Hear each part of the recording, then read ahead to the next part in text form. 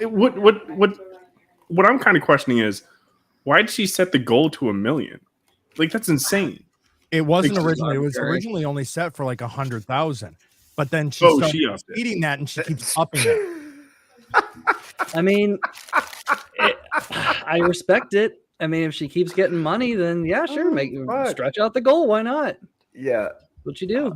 Well, I think this is an indicator that like white guilt as an excuse is just run really thin. Oh no, it's over. It's full. Yeah, over. I think people are in 2024 with Trump's election. It's full on fucking over now. Well, I was gonna say, like, I kind of talked about this on Iron's show yesterday. Remember what like race relations were like in like 2006? Like, it's just hard for like I think Gen Z people to imagine, but there was a period in like the late 90s to early to mid 2000s where things were just like pretty cool. Mm-hmm. And people weren't that upset about it. And then I think what we're, anytime you have a multi-ethnic society, there's going to be friction between different groups. That's just the way things go. But for the most part, we were kind of chilling. We're just kind of chugging along. And then, I don't know. I think this is downstream of like a deliberate media campaign to pit people against each other. And I think the backlash from that is pretty intense, and we're seeing that now where a bunch of people liked that who, by the way, let's just be honest, this woman seems pretty unpleasant. Like, I don't think I would like interacting with her. She doesn't seem like she's like super cool. Doesn't seem like a super attentive mom. I can't imagine being mad enough at a child to scream racial slurs at him, even if he was trying to steal from me. Like, yeah. I mean, it's like, how old could this kid have been? Like 4 or 5 years old? I can't imagine. He was 5 years old. It was stated. But it's like, it was one of those things where I think part of what's going on is that the guy filming her is trying to cancel her. So you got to have the context. It's not just sending money to a woman who said a racial slur. What's happening is we've seen this movie before where there's a guy in her face with a camera who's deliberately trying to ruin her life. And we know that that's what's happening as the viewing audience. And we are being recruited into a lynch mob is what's happening, right? Well, we're being invited to a witch burning. I don't know if you actually heard. There's worse to this story. So the guy is an accused rapist and pedophile. Oh, fuck. Really? Well, yes. Okay. Yes, and so he's not convicted, but his court date is coming up actually really soon. I think this week. Well, two things to that. It's like, a little bit irrelevant. What's a guy doing filming at a playground with no? He's got a kid. Well, he had, but at least two things. So it's kind of irrelevant to the story because of the character, right? The guy obviously, if true, piece of shit. But also, like, I'm still not convinced that that's confirmed. Like, we don't know the true name of the guy's identity. They could have pulled up a random dude's name. And if we do have that guy's name, chances are, especially with his background, there's probably somebody with a matching name. So could be. I'm hesitant for those two reasons, right? And the only reason I even bring it up because Sargon of Akkad was saying it as if it was fact with no like allegedly attached to it. So that's what he's reporting. It could very well not be true, but I mean, if it is true, that just kind of like adds a little bit of a different aspect. It's like you can go to like a Mexican swap meet and just yell out, "Hey, Jesus," how many of them are going to turn around? Or you yell out Garcia, you know. So, hey, Jose, huh? Jose, can you see by the dawn's early light? I mean, okay, so Muhammad, for people that live in that region and then who are like London, the most common name. Yeah, that's my problem. So like you could just pull out any Muhammad, like what's difference from this Muhammad to another Muhammad? They all gonna look the same to me. You're looking for the Irish Muhammad, the Welsh Muhammad, the British Muhammad, the Scottish Muhammad. You know, crazy. Middle East, yeah, sure, yeah, they have Muhammad, I guess. If true, it's definitely obviously a much bigger issue that's going on. But it's not right. Okay, but we have to just go by it. Like, here's the thing: we don't have the context before such filming took place. So there's. You call him a nigger? Bro, you gotta mute it. All right, demonetized. Okay, but I'm saying beforehand, okay. Like, okay, what happened? What led to that beforehand? We don't have that side, right? It's just we're going by whatever he says. Yep. Well, I think she kind of confirms the story, though, right? Like from her point of view too. It's a 5-year-old was rifling through her stuff, and then well, that's what I'm saying. Well, like for instance, say that guy's kid was going through her stuff. She said something, and then this guy antagonized her, and then she comes out and says the N-word then. And you're like, but oh, isn't it kind of confirmed, though, by her GoFundMe? Oh, I didn't read the GoFundMe, so... Right. So I think it's like there's... At no point was there any denial from her in the GoFundMe. You think that would be there even if she doesn't mention it? You know? Oh, no, she... Because it's all in video. She admits to saying it early on, I'm pretty sure she admits to calling the 5-year-old the word. But really, I think what's happening here is we're just looking at race relations utterly shuddering. You know, I mean, because we're coming off the coattails of that Carmelo Anthony thing. There's a very real chance Carmelo Anthony's not going to jail. And that's a really big problem. Yeah. Where we had people just guilty, nonstop. Right. And let's compare. So with the Carmelo Anthony situation, what's up, Neil, friend of the channel in the chat? What's up, buddy?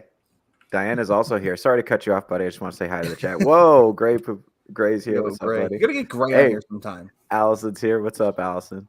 And Diana's here. What's up, girl? How you doing? Yeah. Interrupted my monologue to simp some. Yeah. So yeah, I did derail your monologue to say hi to the 4%. Shout out to the 4%. What's up, ladies? How y'all doing? We love to see you. All right, Arza, go ahead. You were talking about race. Go ahead. But I mean, if we look at the situations here, we have one person who stabbed a 3.8 GPA student. And the comments were, he had it coming. Let's try. Whitey can't get away with it. Let's keep it going. And then you had this woman who gets stolen from. Her kid gets stolen from.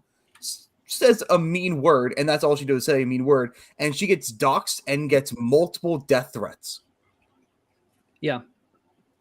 I honestly also think that this money is only a response to how she's being treated with the death threats and the doxing and whatnot.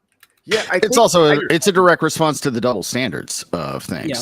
So to what you were saying, there's Carmelo Anthony. There are countless other stories of, different things that had those roles been reversed, the media would have latched onto those stories and blew them up nonstop because they didn't fit the narrative. They didn't get any attention except for like people on X and everything else pointing it out. So it's the hypocrisy. Again, not defending what she said to a fucking 5-year-old. There's a million other words you could have called him a little fucking retard, and that would have been fine. But the hard he was a thief. Yeah, the kid is totally autistic. So you can't come. How do we know? How do we even know this? Like, well, every kid's autistic now. The guy who filmed her. It's just he's likely autistic. Yeah. What was that? So the guy who was filming her. This is what I can't figure out.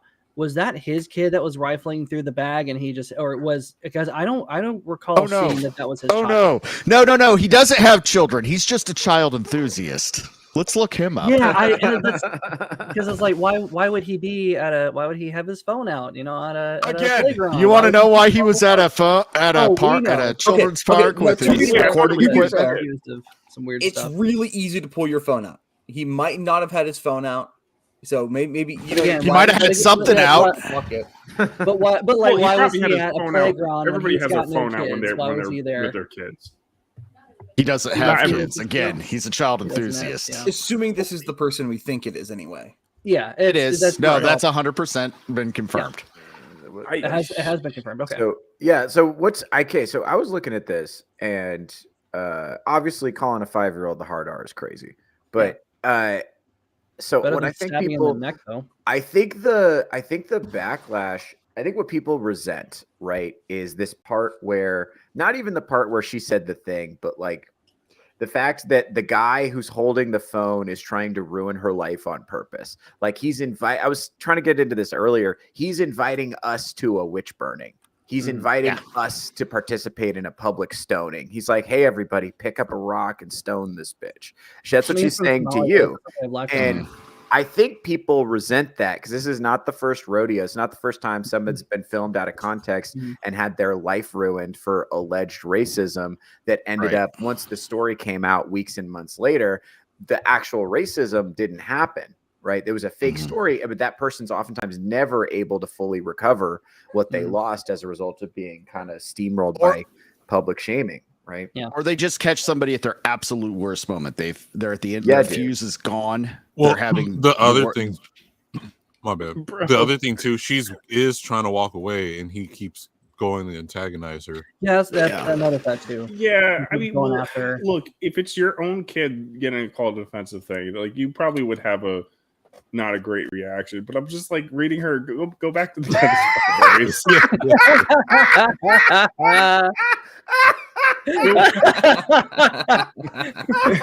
go back to the GoFundMe. From the studio that brought you Grave of the Fireflies.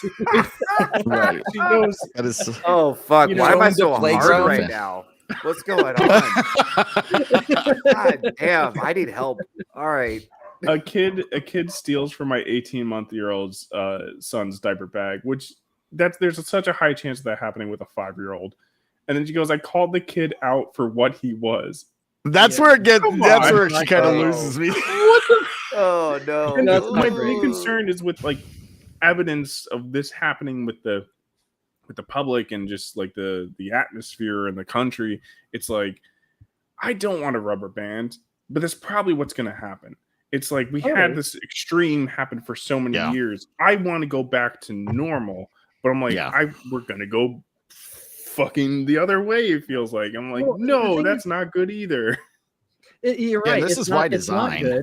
It's not good. However, it's kind of a force of nature at this point. I mean, you push people only so far that it's gonna snap back. The pendulum's gonna swing the other way, and they have nobody to blame but themselves for making this. I'm talking about the race directors, by the way. It's They're not fair. We shouldn't be like going to the actual hard opposite side to make things fair. It's like, no, that's what do you mean by they, Strider?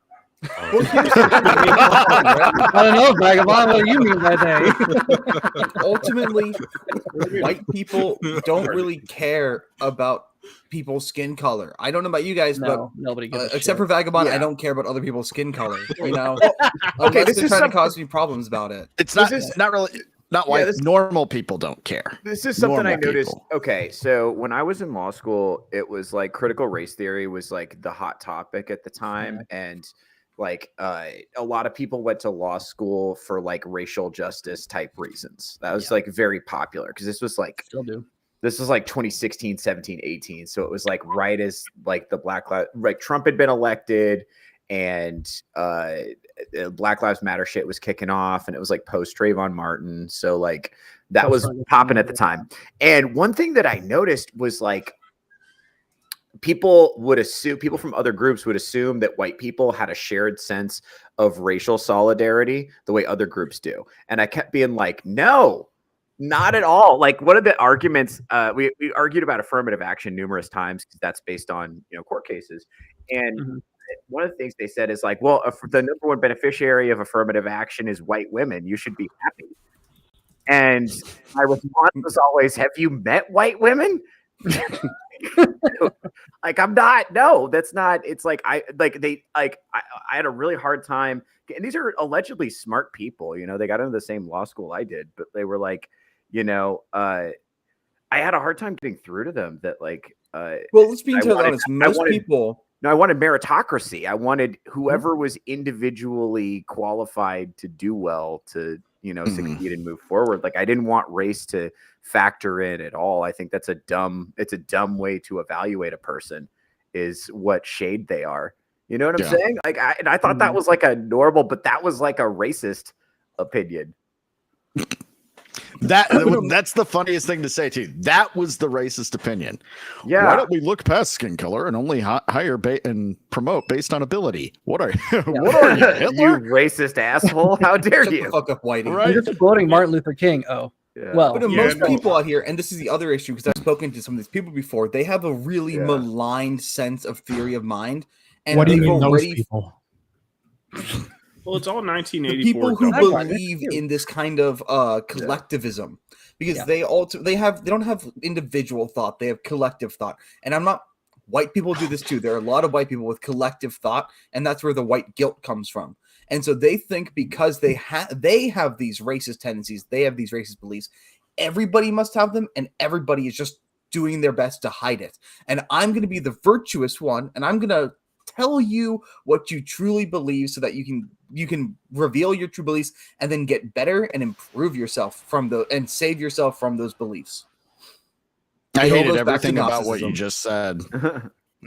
Thank you. Wait, Papa Neil, is that true? There's a GoFundMe from the NAACP to help fight against this woman. They have raised a total of $350. Is that real? $350. You know what? I'm actually really mad about this. Like organizations that have like outpaced their use, have long outgrown their usefulness. NAACP, like they were founded when racism was indeed at its height, but now they're nothing more than leftist propaganda machines.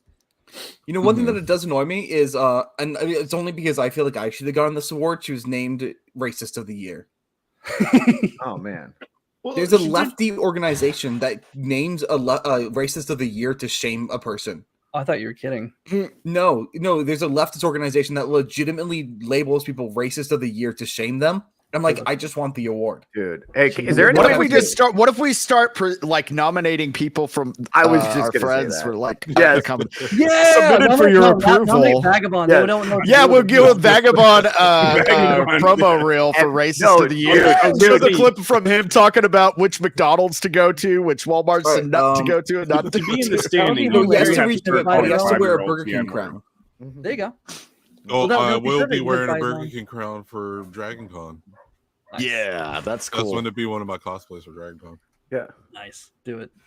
By the way, I have my Stream Elements tip jar pinned in the comments. So if anybody feels like I deserve money, go ahead and send me some. Thank you. Nominate Theo for Races of the Year. Donate below. Yeah, See, dude. Honestly, I would wear the Burger King outfit at the airport, but I'll probably never get on that plane.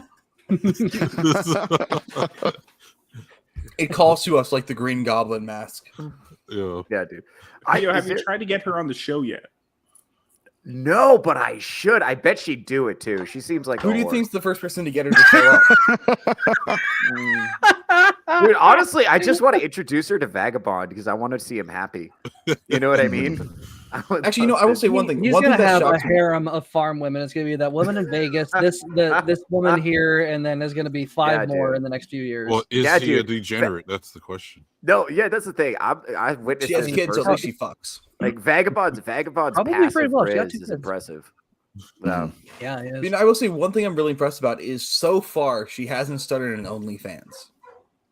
Yeah, that's got to be most women who would get into this position would start and heavily promote an OnlyFans after this. She should do it. She should do an interracial scene. That would heal America. Just get blacked, Right. Someone's done that. She's getting those offers already. But apparently, somebody was posting now. People have said that they're taking her personal pictures and photoshopping them into like escort sites, and posting it that way. Other people are saying it's legit. That hasn't been confirmed or not. That she's already like a sex worker or was. Yeah, you know what's crazy? That is debatable because Photoshop's super fucking easy. Yeah. I would have just looking at her. I would have bet money she fucks black guys. Just going with my. She probably does and drops the hard R while she does it. Probably. There was a photo going around that suggested that she might have, but it looks like that was a fake photo. But people are it looked incredibly sus to me when I was looking at it. I think there's pretty much a 0% chance in the current cultural climate that this is going to be handled in a way that's like delicate or sensitive at all. I think it's just going to be disgusting no matter what, and everything's going to be horrible. I think that's what I'm saying is like, because I'm trying to get at this idea of why people are sending her money. I don't think people are sending her money because they're racist. I think they're sending her money because they're sick and tired of publicly stoning people for alleged racism. I think people are sick and tired of this is a direct response to everything else. Like, think of all this for the last 5, 6, 7, however many years, people have been pulling out the phone. Like, what did you mean by that? What did you mean by that? Trying to ruin people's lives. And a lot of the public has gone along with it. And I think that's over. I don't think people 100%. Are going to do that anymore. I think people are sick and tired of it. Part of it is because she is attractive. That's another point. That's at least like 400,000. If she was Iron who did that, then he wouldn't be getting nearly as much money. No offense, but you're completely right. I mean, you're not wrong. However, it's got to start somewhere. So why not? And also the fact that she's a woman means other white women will be more inclined to finally pay attention. She's not getting it from white women, and you know it. She's getting it from fucking dude. And a lot of people are doing. A lot of people are sending money. Chat. God Yes. damn it, dude. God A lot of damn people are it. sending their money. They're troll. They think it's funny. Like, how high can we get this thing to piss people off? Because it's So no, what I'm saying, I'm not saying she's getting kind of money from white hilarious. women. What I noticed is a lot of white women won't listen to men, but they will listen to women on this kind of topic. So she's gonna be. I think this is a major step in women finally realizing that. Hold up, maybe we are in danger. Maybe it is time to stop being the HR police. Maybe it's time to stop being toxically nice and maybe put out some boundaries. You think they're? But I think you're giving women way too much credit there. Oh, I agree. I still have think, hope in them. No, I don't. I think part of the problem is white women for the situations things are now, 100%. mostly with liberal white women. It's more likely that, hey, like, we're tired of seeing this racist shit over again. The kid was stealing. That's the root of the problem. Like, yes, sticks and stones, words may hurt you, blah blah blah, whatever. But like, okay, we're tired of the thievery and all that over and over again. So this is the chance to like fight back against that. The framing of the stealing, it's not a 10-year-old or an 8-year-old, it's a 5-year-old. They really don't know what the fuck they're doing. That's the thing. It's like framing to steal it. I agree with Bad Sauce. Like, that 5-year-old might have just been like grabbing shit, and I don't know if he necessarily made like a moral judgment. Like, I'm gonna take something that's not mine. He probably thought it was his. Yeah, kids are just grabby at that age. Yeah. They're just like, "Ooh, I want something." But that's why parents need to be right there with kids at that age, saying, "Knock it the fuck off." But we have too many fucking little excuses in play. Oh well, he's autistic. Oh well, it's like, ADHD. dude, I'm glad I got stand-up comedy. Have you tried hitting him? Yeah. No, well, this is, I say this a lot. Like, there is a cure for autism. It's called unrelenting child abuse. That's why I'm so you just beat it out of them. Like, honestly, that's the thing. Like, when I was a kid, I had all kinds of behaviors that were ticky or repetitive or weird or off-putting, and I just wasn't allowed to do them. So I had to figure it out. That's retard out of your kid. Yeah, exactly. That's why I have stand-up comedy process. autism instead of stealing stuff autism. You're welcome. There's an actual treatment process for autism that can nearly eliminate the symptoms of autism, and it's basically the kid gets tortured for 6 months, and then he comes out mostly normal. Yeah, that really is it. Like, if you just like don't indulge too much enabling. I hate to say that because at the time it feels really bad to be the person going through that. It feels really bad because the sense of urgency around performing whatever the tick or repetitive behavior or annoying behavior to others or having whatever security item you feel like you need to have in the moment.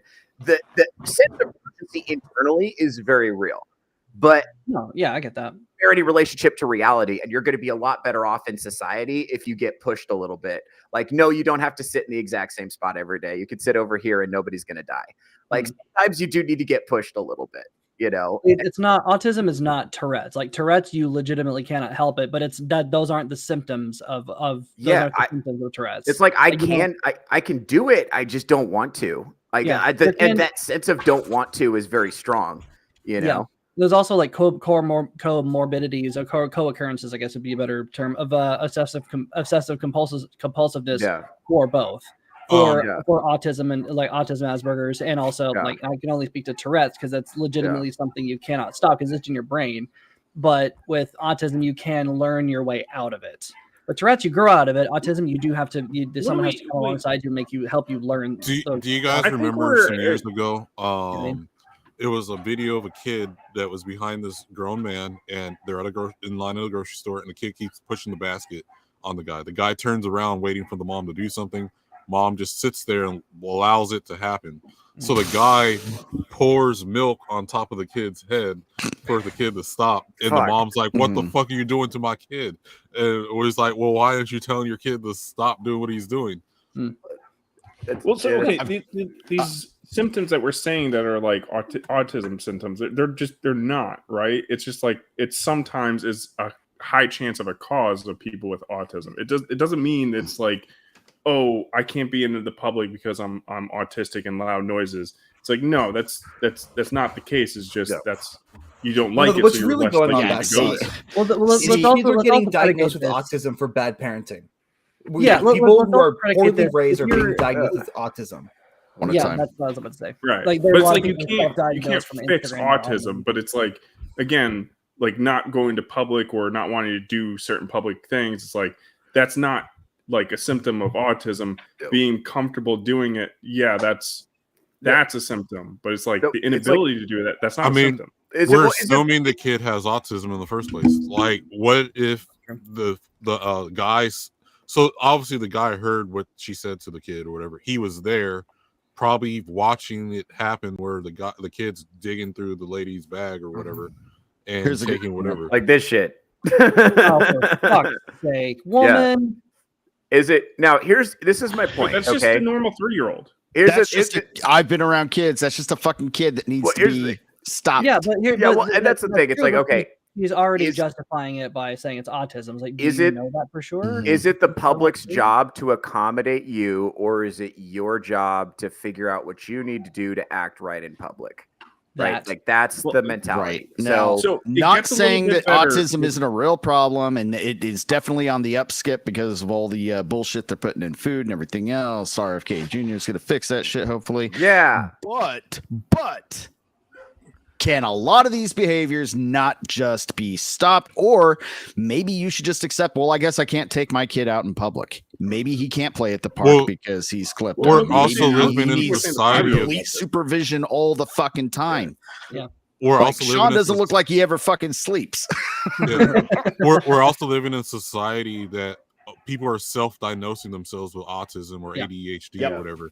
They're most likely those same people are diagnosing their own kids with ADHD and autism. Like, I think it's just a behavioral problem from both the parent to the child. No, and I'm not to pull it back to me. I'm living proof of this because I did have Tourette syndrome and also I had ADD. I didn't know that until I was 17.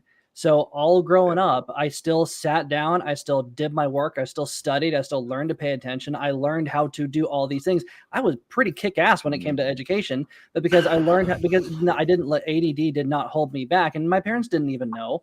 Even if they had known, I don't think they would have asked for any like special allowances for me. But you can for that, like, learn your way around it because all right. I'm gonna be coming here from the point of authority as the person who has rode the short bus when they were 4 years old, and the only one here who has kids. But no, it's like, okay, so for the I don't think they were saying that the 5-year-old was autistic, but I'm like, dude, I'm giving the benefit of the doubt here. We don't like, if you turn your head for a second, that 5-year-old, especially boys, fucking gone, right? So he's in somebody's bag, shit, right? Yeah. It could be bad parenting, yeah, obviously. Right, but that's one thing. Then you got that video of that girl saying her kid's autistic because he's acting like a normal 3-year-old. But it's also one of these things where it's like you can't really tell 3-year-olds, 2-year-olds what to do. That's why they call it the terrible twos. Carries on to 3 years old. It's like you tell them, they're just going to screech louder. It's one of these like hard situations to deal with, right? You can't really just like get a kid that young to do what you want to do. Yeah. But to be like, oh, he's just autistic, get the fuck out of here. Like, what are you doing? Let's at least try. Yeah. Well, let's not. Well, on that note, let's not gloss over the fact that she is looking for attention. She is looking around, looking for. What was the caption? Just looking for people to huff and puff about me not controlling my kid. Like, no, you're wearing that on your sleeve. You're not even trying. Well, and rather than try to stop him, calm him down, do anything that a parent should be doing. Stimulate him a different She's way, taping herself. Yeah. Right. And she's taping herself deliberately to look pretty on purpose. She's like posing and looking at the camera. Look at me. I'm such a good mom because I'm gentle and I protect my son from the meanies. So really, I think the real problem is they're frustrated about it. And look, I think this is present in both of these situations we're discussing, is an epidemic of absolute delusional narcissism among American women that has been spurred on by social media. Every single woman on social media is essentially treated like a princess of a small kingdom, where everyone is telling them how pretty they are all the time. Like if you listen to, like, I'm a bit of a history fan. if you listen to stories about what it was like to deal with Marie Antoinette interpersonally, it's just like dealing with a typical 6 today. She just, because she never had to change her behavior once in her life to ever please another person. So whenever another person said like no to her or something, she was like, why are you being a dick? Can't they just take, you know? These women think that they're doing like amazing work because they're moms now. So like, look at me, I'm a part of the motherhood and I'm so awesome.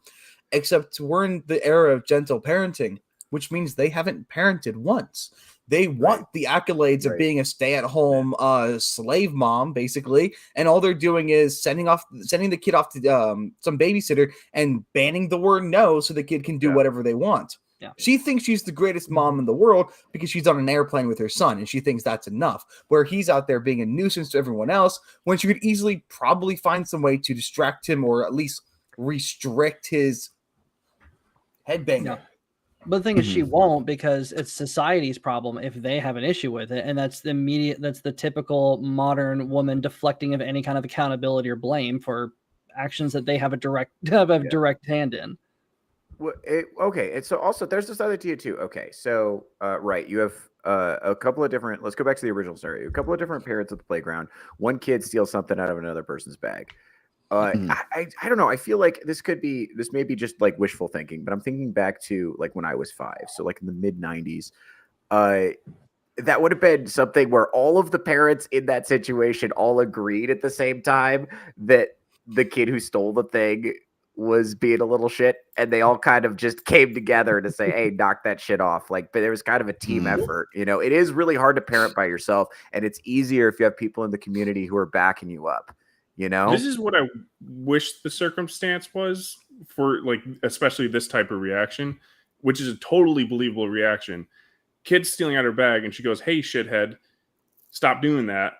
And then guy pulls out camera, is like, what'd you say to him? Did you do that because he's black? And then she starts getting called a racist because she called a black kid a shithead when she would have called any kid a shithead. And but that would have been a much, that would have made the whole situation. How do you know she wouldn't have called every kid the N-word? Yeah, we don't know this percent. I mean, I knew a white woman. I knew a white chick. She grew around black folks. So she would say it with the A at the end, but also remember, reportedly the kid's parents weren't there. Reportedly the kid was unaccompanied. I was assuming that the camera guy was the father. No, the camera guy is not related to the kid. No. The camera guy is a separate person. That's what I was trying to figure out. Like, is that his kid? And then I heard that no, he's kind of a convicted child, or not accused. The parents weren't there. He's a convicted enthusiast. Not convicted yet. His arraignment is still to be, but he's definitely accused. Oh, really? Well, we're not sure if that's him though, because that could be. Yeah, we don't know the right guy. Well, like, is it confirmed? Well, I'm just saying, because all Somalians look the same. So, well, I'm just saying, just even the name Muhammad, it could be any Muhammad. And then, yeah, and then the internet, so we don't really know. I agree. We don't really know. But judging by the information that we have so far from stuff that's been reported, that people everything that's come out has been pretty... we know that's what's true, but it could change. But I want to see like what would help with this if it was the identity of the filmer was coming from a police report, right? Like the only thing we have those documents actually exist. There's some arraignment documents that match his name. But that's the documents of the guy who like I haven't seen any official documentation. At least I haven't seen it about that instance specifically. So I'm also curious. I'm like, wait, is this guy really not his father? Because the way that he said it, the way he approached the situation, didn't he say like, "Did you just call my kid?" I thought he said. No, he said, "Did you call that? Did you call that boy?" That's. Did he? Wow, he called him a boy. Yeah, that would definitely. You don't say. Did you call that? How dare you assume his? Oh, kid, no. I've watched the video just to see if it was okay to show. And you watched it repeatedly. Maybe. Well, see, we could show it, but then all of us would have to turn off our cameras, and that's a bit of a pain for a podcast. Stop it. No, I really did. I just wanted to kind of make sure I knew everything about it last night before we talked about it. Well, yeah, if it's true, it's like Herbert from the Family Guy, like watching Chris or something. Then all of a sudden, one guy says one thing wrong, and he's like, "How dare you? That's how how a horrible person you are calling someone a name. Don't mind what I'm doing out here. You really know how to waste a Cialis. Can we talk about how funny it is when you type in Hendrix, a white woman pops up? That's crazy. What? Man, this means more people are going to get my last name wrong. Yeah. God damn it. Here's the thing. So I'm way more, rather than the event itself, I'm way more interested in the reaction. Because how much of this, like, okay, because people are, what's blowing my mind, okay, this is what blew my mind about the, I think some of this is backlash to the Carmelo Anthony thing. 100%. Yeah. So, because when that happened, that's what blows my mind is, I know black people in real life, and Jesus fuck. Okay. All right. Never mind. You guys talk for a while. So, all right. Well, I can continue to talk. This whole idea with Carmelo Anthony, I think that really, oh God, it's so bright. But I really do think that plays a massive role into the issue here. I mean, we have a lot of people going out there saying that the boy deserved to be stabbed because he dared to say you're in the wrong seat. That's all. He said you're in the wrong seat. You're under my personal tent. Can you move?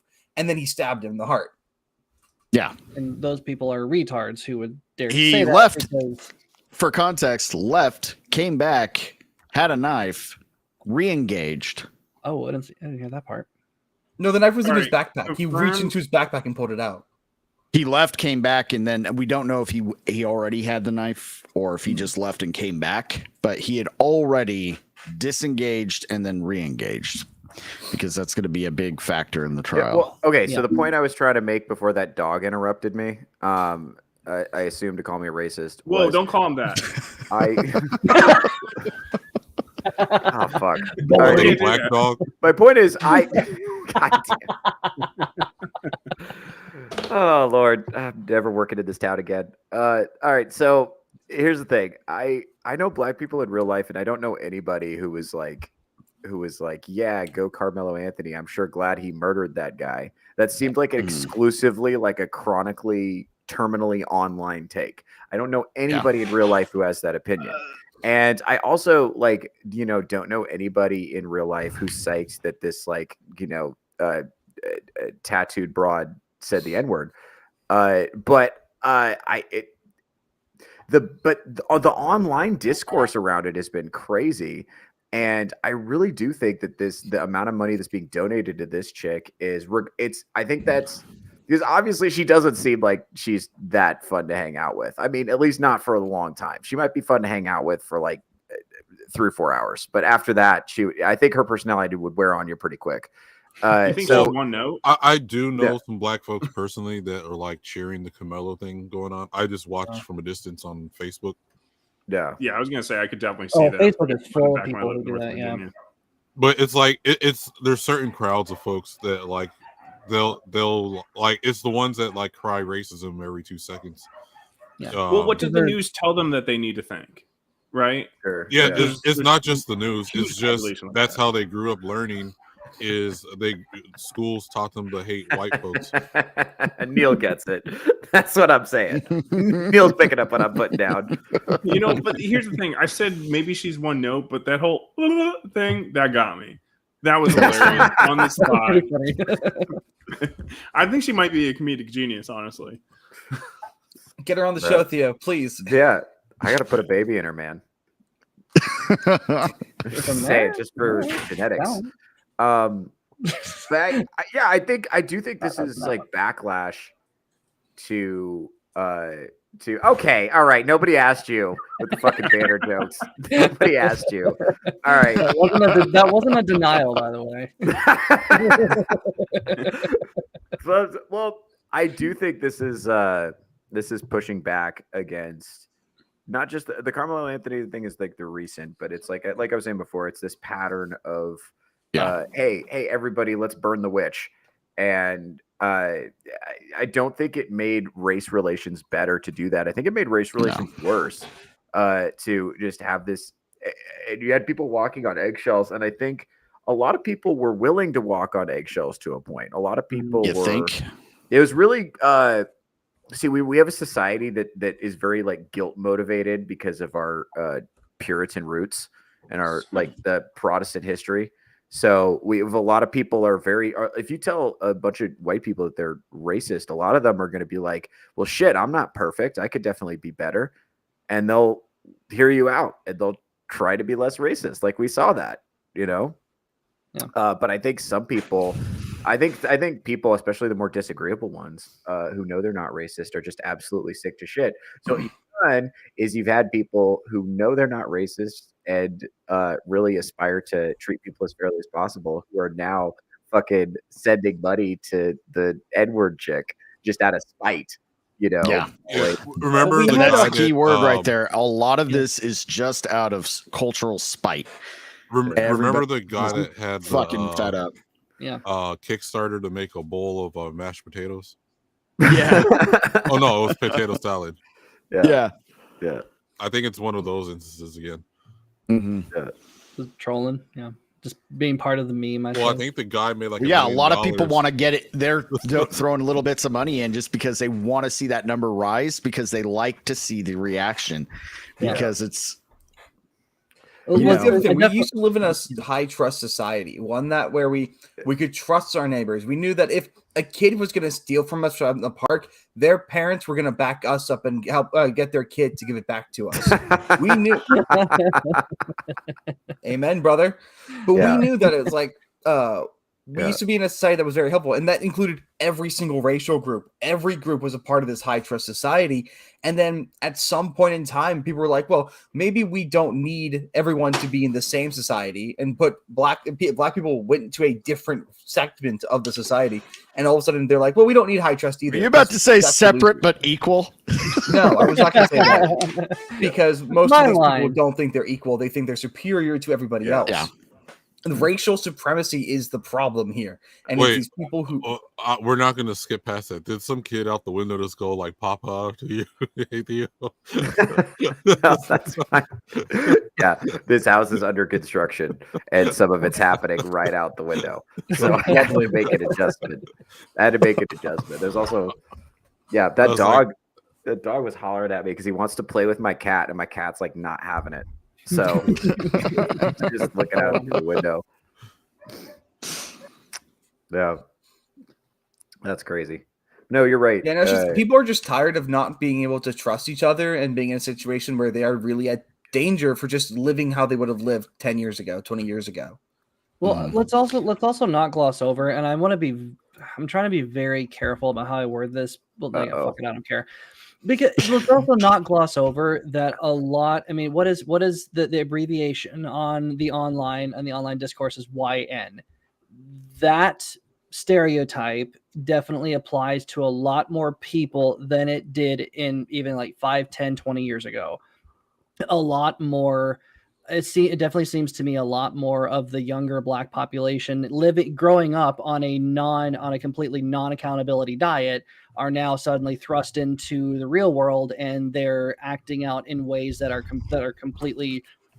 like abusive, absurd, ridiculous. Like how many times has Chicago public areas in Chicago had to be shut down because there's been thousands of people there just causing a ruckus, or Disney or Universal, or I mean, just pick one. Throw a dart. The Atlanta airport vagabond. Right. Vagabond stories are a perfect example. These younger Black kids have only been taught you're a victim. Do whatever you want all the time. Yeah. I mean, there is definitely a problem with that. It's going to generate a society that's going to make everyone pissed at them. It goes a lot of different directions. We have the excuses for autism, excuses for, you're a victim class, so it's okay, no accountability until you get to one, then all of the accountability right to there to like one demographic. And it's by design. That's why we're in a state where right now we have conflicting GoFundMes, one for a kid who killed another kid, and one for a lady who called a 5-year-old the hard R. We're not in a good place right now. Well, let's be honest. The people who are the people who are donating to the lady are definitely doing it to be a part of the meme and to have a fuck you to the society in general. I legitimately think though the people donating to Carmelo Anthony are serious. I really do think. Because there's no meme to be a part of there. Yeah, there's not really a meme there. So I think the people donating to that piece of shit are absolutely doing it. They kind of don't realize that's pieces of shit. That's also kind of hurting his any chance at a fair trial, because the trial's happening right now in public. Like, so if there is any actual legitimate call for self-defense that we don't know about, nobody's going to give a shit because of what all's been. They're actively aiming to stack the bench. That's their current goal. His lawyers and what they're actively trying to stack the bench in his favor. Okay, now to be fair, and it could backfire. That's every jury trial ever, always. Like it's so I'm just gonna give you a little inside baseball. You need to let go of the idea of fair trials existing. Every single jury is stacked on purpose to the best of the ability and the goal is each side's trying to stack it in their favor, and hopefully by average it just works out to something approximating fairness. But you've met people, right? They're retarded. Yeah, no, I mean, like it's just like it's gonna be like similar to like the Floyd situation, where it's just like this was never gonna be a fair trial from the beginning. Like, so an unfair trial will just benefit him. But yeah, like to go back like just a little bit, like like in the military, everyone will tell you the same thing. It's the most diverse place ever, right? Like I'm more like Mexican at this point, right, without having any Mexican in my blood. But the thing is like there was one group of people who tended to, at least at first, it just took longer for the integration. One group of people that would tend to self-segregate, and like it was always really weird because we'd always be at the smoke pit, like joking with everyone of every race, but then there was like a couple people that are just off to the side. They're like, "No, we don't want to hang out." We're like, "Yo, come over here. It's weird." Like weird that we have everyone smoking over here, and then a group of black guys. That's weird. My university like last minute canceled their DEI graduations. So they had all the separate graduation ceremonies. If you're gay, you could have your own. If you're black, you could have your own. First gen could have your own. And they canceled them all last minute, like just right now. They just like 3 weeks ago, they canceled all of them. And I had a professor complaining about it. It's like, I don't know a single, actually, I do know people, but most people wouldn't want to go to a segregated graduation ceremony because it destroys the purpose of celebrating with your peers. Oh no! I don't know when I graduated. Like that's so weird to me. That's even a thing because when I graduated, we did have 2 separate graduations. We had people who were on campus and then some of the off-campus people who were doing remote learning back when that was a thing, like online classes. There was separate because the people on campus, we had an actual cohort to graduate with. The people online it was just way too many people to be able to fit into one graduation. So. But that's so weird that I had to wait for the next graduation to go to the the walk. Yeah. But I mean, it's like it's awful. I didn't know about it because I totally could have just gone to the LGBT exclusive graduation, but it's just like, why would I want to get laid? Why? Honestly, not there. I don't mind. I know the gay people in my school. None of them are hot. I wouldn't mind if there were separate graduations if they allow a whites only graduation. But they don't. It's specifically DEI groups exclusively. The door only ever swings one way. I know, but that's what I'm saying. The only way it's truly fair if you can allow a whites only graduation. Until then, I wouldn't be okay with that. I don't want a whites only graduation. Well, actually, hold up. Maybe only because white people tend to hold on. Let me think about this for a second. Look, only one group of people cheer when they're told to wait till the end to cheer. That's all I'm gonna say. I wish that wasn't true, but I've seen too many to know that's true. Even back when I was attending graduation. This is the libertarian side of me coming. It's just, hey, like I don't mind people being separate if they choose to be, as long but if you're willing to want to separate, then you should be 100% fine if white people want to separate. Other than that, if you're not allowing that to happen, then it's all bullshit. Yeah, but it's the government funded campus that's organizing the segregation. Still, right? My school actually is like one of the biggest targets for the anti-DEI crackdown, and so that's where a lot of this is coming from. Over here. I actually agree. I think if people want to, because we've had situations in the past where black folks have chosen to self-segregate, like Black Wall Street, and they self-segregate. Their communities do super fucking well. So it's like, if you want to voluntarily self-segregate, but Batsauce's point is important. If the government, if something that's government funded or something that's top down is encouraging you to segregate, they're doing it for bad faith reasons. They're trying to stir up resentment on purpose. And before that's totally, people say, well, it's a private funded college, but it's like, no, they're all getting government money. Oh, my son will go to a state school too. And even so, like if there's an administrator, it's part of this. What I talk about the great HR department in the sky, right? This this toxic, feminine, passive aggressive force that's just ruining life for everyone. It's still part of that, even if it's not explicitly part of the federal government. It's part of that same top-down force that's just undermining every single form of human relationship right now. And whereas if people want to go, like I've heard the rapper Killer Mike talk about founding Black-owned banks and shit. And I think that's a super badass idea. Good for you, man. Go nuts. I have no problem with that at all. If you look at cities like Atlanta, where there's a lot of wildly successful Black people in a Black majority city, and who are just like choosing to hang out there. And people go there on purpose for that reason. And that's badass. Good for you, man. Go hang out, do your thing. I have no problem with that. My issue though is that when college campuses are doing it, they're doing it on purpose because they want to drive a wedge between the Black students who are already a minority on that campus. And instead of trying to encourage them to feel welcome, they're trying to drive a deeper wedge between those Black folks and the rest of the community. It's like, if you wanted, you could have gone to an HBCU if you wanted to. If you wanted to go to a community where you were going to be, it was going to be all folks who look like you could have made that choice. But now you're in this community, and we should encourage you to, be a part of it, because you're going to be here. You're here for 4 years. You're going to graduate. It's going to be fun. Be part of the community. You should feel welcome here. And I think practices like this result in people feeling less welcome, not more. And they're gaslighting you. And they're like, no. We need to have segregation, or else how will we fix racism? And it's like, wait, hold on. You're gaslighting me right now. Shut the fuck up. That's not right. Hold on. Look, the only benefit of that is I no longer have to smell weed in my dorm. Okay. My next door neighbor, and yeah, the stereotypes apply. And okay. My next door neighbor in my previous apartment, I did the same thing, and then I heard the smoke alarms go off at all hours of the day and night. It was absurd. Was it the smoke alarm or the smoke alarm battery sensor? The battery. Okay. Very much. And so I hey, did anybody order up a side of 3-Pete? What's up, buddy? Yeah. Hope you're feeling better, dude. In the chat. Friend of the show. Friend of the channel.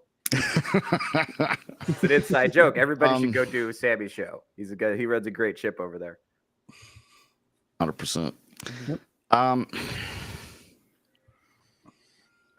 See, I gotta push back. Like choosing self-segregation, that's one thing. Nobody can tell you who you can and can't, prefer to, socialize and be with. But at the same time, there's so many disadvantages to that, as a society. And creating a sense of perceived unfairness. What if one group's just doing better than the other group doing the same thing, but just that's life. Not everybody is as successful as the other. It's gonna create resentment. Or if the government gets involved and creates those inequalities on purpose. Yeah, because look, yeah, dude. These segregating school functions. It's like, well, we're gonna throw a big, gala party for this certain DEI group, for the LGBT, for this, for that, and then we'll send you a gift card. The rest of them. It's like, okay, wait a minute. Sometimes the government will. Where's it coming from? Sorry, Beth, what were you saying? Well, it's like sometimes you're going to want the government to step into some situations, right? Like you mentioned the Black-owned banking system, right? I'm like, well, so cool, it's Black-owned, but are white people allowed to be customers? Are white people allowed to work there? Because I don't think that should be legal, right? Because at that point, then they can use that type of a power, because that's going to be a great amount of power to completely screw over people and ruin their own rights by being able to take away things like that. Like that's kind of a pretty serious thing to be like to have that type of control of a business like that or something like that, and to be able to not allow somebody to do that based off their skin. I don't think that should be allowed. That's kind of where I was getting at too. Yeah. You put it a lot more articulately. It basically really? At one point, you want to. It's kind of tough because at one point you want to respect. You do want to respect an individual's right to kind of do as they wish. However, the consequence. I mean, just let them be as successful. Let them succeed or fail as they will. And so I'm kind of on the other side of that. I mean, if a black guy wants to make a black owned bank where only black people work there, only have black clients, and they specifically say to white people, "We do not want your business." Okay. Personally, I think that should be allowed. Well, hang on. I think that should be allowed as long as you allow it with everybody else. Because there are going to be people allow with everybody else. So think about the repercussions. Think about the effect it would have on just the economy, everything. Like that's what is this for a societal collapse? You can that's around. Dante, you got the only bank around, and then people only have that bank to go to, but they don't serve white people. And then it's like, well, I've lived here for 30 years, and you guys ran out the last bank. Out of business. I think the best example for this kind of situation is the gay cake, right? Is like that business should have been allowed to deny the making the cake because you're requiring a service from them, right? But they should still be able to serve the gay couple, as in like you can have whatever cake that's up here. You just can't demand me to make a specific type of cake. Well, I disagree. I think that's where competition comes in, right? So the businesses that want to segregate, I think government should stay out of it. Honestly, businesses that want to segregate, they got their own customer base. But the businesses, that's an opportunity for someone to come in and be like, you know what? I'm going to be the business that serves everybody, no matter who they are. And and most businesses anyway, they see green if they're smart. That's the color they will be seeing. So the businesses that focuses on collecting from as many people as it can would be the ones to survive just naturally. Will the other ones, they might stick around a bit depending on what the culture is in that area. But I ultimately, unless the area is a vast majority of a specific demographic, therefore they can run out every other demographic, which I don't feel like that's right, because I think you should be allowed to be a minority in a specific place. You shouldn't be ran out because you can't get needs and wants, from businesses in your local area. Right. Well, to add to your bad sauce, but the thing is bad sauce was specifically with the gay cake. You brought that. I mean, the owner of the bakery had no problem serving any other item in the store. He just would not. Absolutely. Yeah. No, 100%. He also provided them with contact information for other equally good bakeries that would provide the cake. I'm 100% on that guy's side. Yeah, I'm like him denying the service. I'm like, yeah, you should have that right. And I think like that's service. Kind of where the government shouldn't be stepping in, is like, well, no, you can't demand specific services from people. You can't demand people have specific beliefs and stuff like that. But you can't stop them from. You can't stop them from serving. I think my little dinosaur right there. I think the problem we have in general is the government overstepping their boundaries when it comes to any business. Well, right now, they even right now it's a problem. They want to go to war. Well, it's been a problem. I think that's been a problem for it. Like, okay, like we talked about Black Wall Street. Yeah, it was burned down, but it was rebuilt once the integration and welfare state came in. That's where it just disappeared completely. I gotta change the diaper. Oh, no worries. But I think people for a freedom society, for a society based on freedom, people should be allowed to do what they want. Does that mean you're going to be successful because you choose to segregate? No, but you should have the option to, just as everybody else. So if there's going to be a black only bank, I'm totally fine with a white person saying I'm going to make it a white only bank and serve only white folks. And then there's an opportunity. Hold on.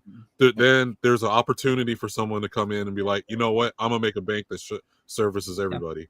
I mean, that's economically sound, because what is competition? Well, what does competition do? It doesn't take what. So if you have two competing grocery stores, one grocery store doesn't look at the other and say, what do they do well? How can I do that better? They do, what are they terrible at? And that's what smart people do. They say, what are they bad at? And what can we do to fill that void? And there's going to be, it's just kind of the market will decide who succeeds and who fails. But having the government have the thumb on the scale and trying to decide that for us, I've grown definitely more libertarian as the years go by. I'm kind of all for government staying out. And if someone wants to someone wants to discriminate against another group of people, I feel like they should be allowed to and suffer the consequences. Because the thing about government, they certainly should not be deciding who succeeds, but they also shouldn't be deciding who fails. Neither one works in a free society, in my opinion. So that one black-owned bank, only black people, that may succeed or fail somewhere down the line, a long enough timeline. But that's not up for the government to decide. That's up to the market to decide. That's up to their client base to decide. I think we need a little bit of a palate change. Hi, I'm Tom Michaels, and I want to invite you to my new laundromat, White's Only Laundry. We specialize in only washing your white laundry, so your linens, socks, and undershirts will look fresher than ever. By focusing just on white laundry, our prices are 25% lower than the other guys. Plus, get an extra 10% discount by singing our slogan at the register. Wait, I got a perfect... Hope to see you soon. Say why I forgot. I have an actual real life example of this happening, right? Where it's like something that should 100% be illegal. My wife ran a business some years ago, and there was a website. I agree, illegal. Did I say that? Women shouldn't own businesses. I was talking about this last night. Women actually. Yeah. So there was a website that it's basically the monopoly to do the services to advertise her business, right? Well, they then segregated a black-owned portions of this business. So basically, they would filter her out completely out of the algorithm because she's white, and she paid the same amount for the service. And I'm like, well, this should be illegal. Like, they shouldn't be allowed to give this people preferences based on the color of their skin. And there is no market, anything that's going to fix this. There's no competitor coming in that's going to change that. They're probably doing the exact same thing because that's the way it is right now, at least. But maybe N-word girl's going to change that. This is why any form of segregation is a slippery fucking slope. Okay, it just is. Yeah, we're looking at the world's biggest and most dangerous slippery slope right now. Yeah, it's like I feel like if businesses, like I feel like that's a completely fine restriction for the government to put on businesses that's not going to impede their ability to perform or whatever. It's saying that like you can't not serve people based off their skin color, and you can't, like, you know what I mean? Yeah. And like there's certain circumstances where they can do religious, it should be limited to the point, and just based on like to eliminate bullshit like I want a gay cake. Well, sorry, don't do that here. But they're not turning down the service. They're turning down the specific request. Yeah, you can't force labor. Short, simple, get out of the DEI bullshit and you know, just be realistic about it, because that'll prevent things like that from happening, or just societal collapse in general. Yeah. We also need to do a much better job of getting rid of monopolies, but you know. Yeah. Yeah. I don't really know how really. Well, that's the reason we have so many monopolies, is because they're a feature, not a bug. The government is intentionally interfering in the economy to create them on purpose to benefit the people they want to benefit. Yeah, well, they should be interfering as in breaking up monopolies, and they're doing the opposite. Right. Well, because if they create monopolies, they can hoard power for themselves, and they can rent seek and create wealth and power for themselves. And if they do what you're talking about and break up the monopolies, that benefits you, but they don't actually care about you. They care about hoarding power for themselves. The problem with monopolies is it's because the government regulations what helps breed what monopolies are in the first place. Because they, for instance, requiring people to, sorry about the dogs in the background, requiring people to get licenses to braid hair or cut hair and so on and so forth, right? It creates a barrier of entry to where with all the fees involved to get these licenses and the classes, when they probably could already just know how to braid hair or whatever, you create this barrier of entry so these people can't get in, and the people who have the money already is just already at the top. We see that with when it's just government contracts of one business is allowed to do construction and stuff for the whole city, and no other construction site is allowed to do anything there. It's because the smaller companies can't afford all the permits and the bullshit that the bigger companies have lobbied to put into place to begin with, because they became.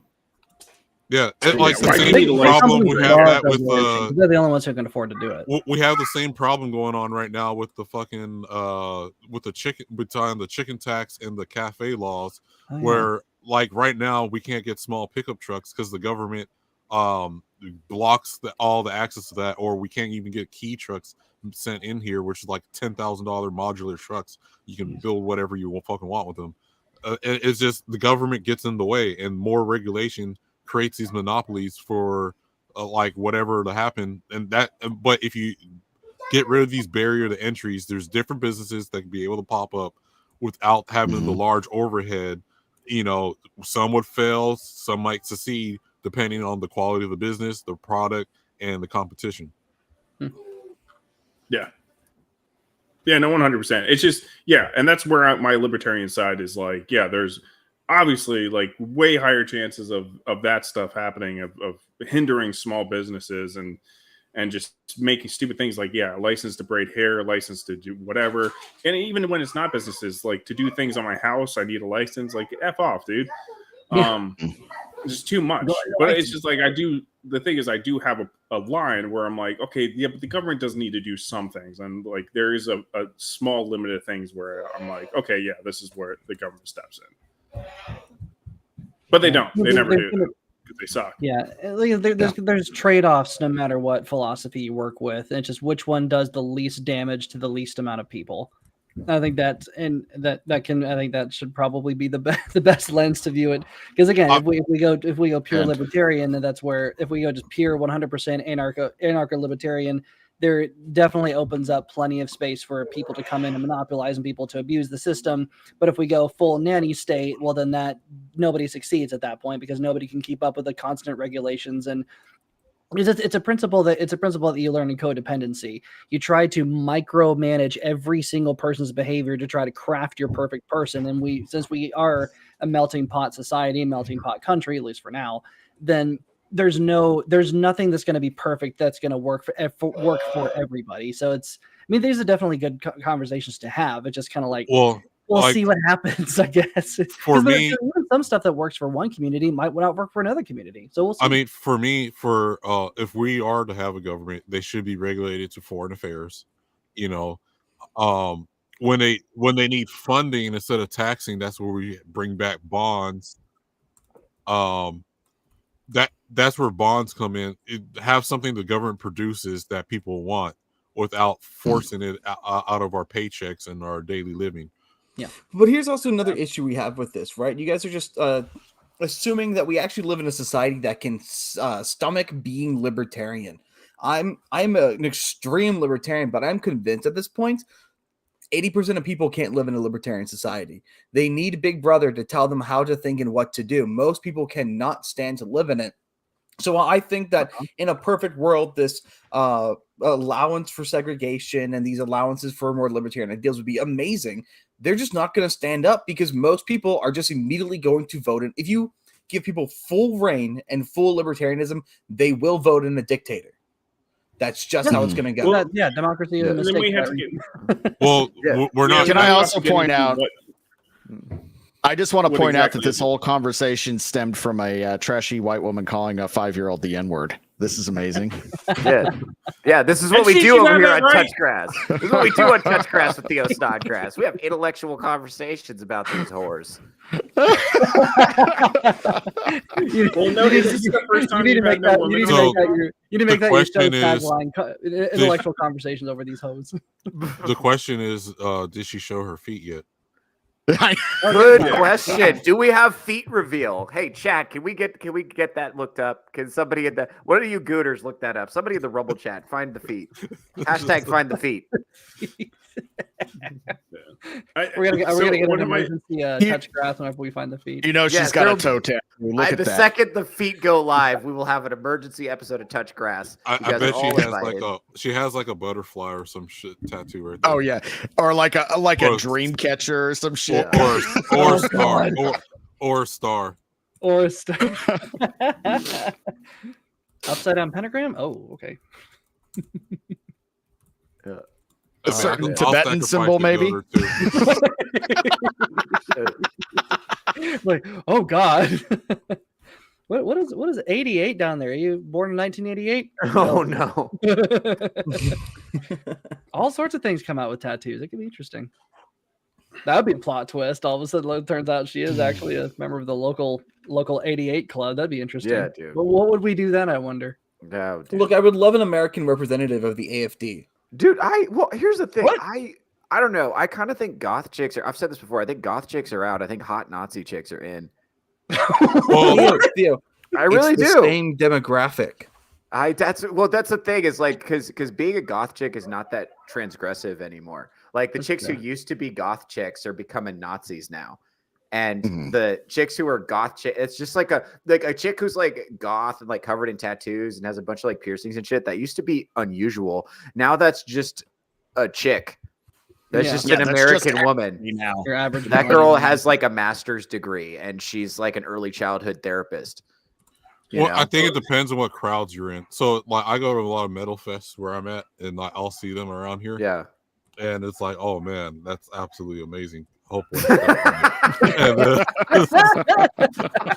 But then I could see some Japanese chick singing the song Erica online, and I'm like, oh hell yeah. I hope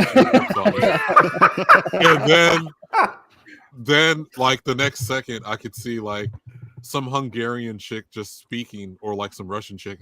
Like they got no tattoos or nothing, just being natural. It's just that accent. I'm like, oh hell yeah! I hope she just steps on me. This is just Vagabond listening things to give him a boner. That's what's happening right now. And another thing that gives me a boner. Oh, yeah. Damn, that was great. Oh man, that was fun. Let's see. Is there any? Oh man. I don't know. I don't know. I'm kind of a fan of hereditary monarchy at this point. I wouldn't mind King Donald Trump, and I also wouldn't mind King Barron after that, if I'm being honest. Well, here's my whole thing is like very like kind of eye-opening. I mean, we kind of do just like a much shittier version of it. Yeah. It's like we always used to laugh at the Brits because we're like, haha, you guys pay taxes for a family to do nothing. And then I'm like, oh, we have several families. But like it's worse for us. Like we're paying one dude to, well, I get it depends worse. But we're paying fucking Hunter Biden to go, commit all, fuck a bunch of hookers and do meth and shit, Parmesan cheese or whatever. At least the royal family has to like follow a set of rules, Yeah. Well, do they though? Do they? Well, they're supposed to. Well, that's kind of a little. Yeah. What about Philip? Hunter Biden. So, just if we're looking at it from a historical perspective, Hunter Biden acted exactly like I would have expected a prince of a royal family to act. That's very in line with how they were typically. So, like, just zero accountability and a ton of resources and just unlimited get out of jail free cards. That always goes towards degeneracy. Not always, but frequently. 90% of the time. I guess like they always have to like. Don't they all have to like serve in the military over there? At least the men do, right? They can. It's more. I know it's not a real military performative. Experience, I know, but it's better. Harry to his credit did. Yeah, he did fly. Not that. Well, what's so interesting though about the royal family is that because if you watch The Crown, there is definitely they go into that interplay quite a bit. Like, what's the point of the royal family? We already have a parliament. What do we need you for? The whole point of the royal family is to be aspirational. The whole point of a monarch is to hold the parliament accountable, and they are accountable to God, and therefore they are the channel of accountability. However, they recognize the knife edge that the monarchy sits upon. Because at any point, remember, these people were not even a century removed from the French Revolution. They realized that at any point, the people could rise up and overthrow the monarchy completely, and just be a straight up parliamentary democracy, or how close they can to it. So there's an interesting interplay of as to what is our point now that we have. These are the standards that we have to abide by. This is the knife edge we have to walk. I don't necessarily, because almost it's kind of weird because I'm like, I see both sides because Arza, you and I are both fans of Aristocratic Utensil. He actually said something not too long ago that kind of blew my mind. He says, like, some people want to say that a monarchy could so easily turn into a tyranny. Say, yeah, but look at American democracy, and you tell me that things are any better? Like, yeah, that's actually okay. This is really important. This is actually really important. So, under like medieval feudalism, the government wasn't that involved in people's day-to-day lives because it couldn't be. It just didn't have the ability. It was their main thing. Like if there was a war or something, or when it was time to collect taxes, whatever. But other than that, you mostly got left alone.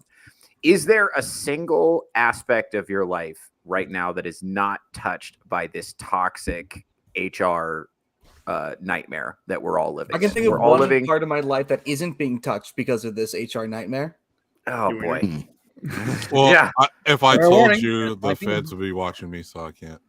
That's like I'm saying nothing. What I'm saying is we allegedly have democracy and freedom and all this stuff, and yet every single aspect of our lives is regulated to absolute oblivion, to the point that people self-censor out of fear almost constantly, and it makes life just absolutely unbearable and unlivable. And like, but you don't want to deal with people saying unalive in daily life. Yeah. When I hear people say that in real life, it's crazy. And one thing that has happened is because the American workplace has become so unpleasant.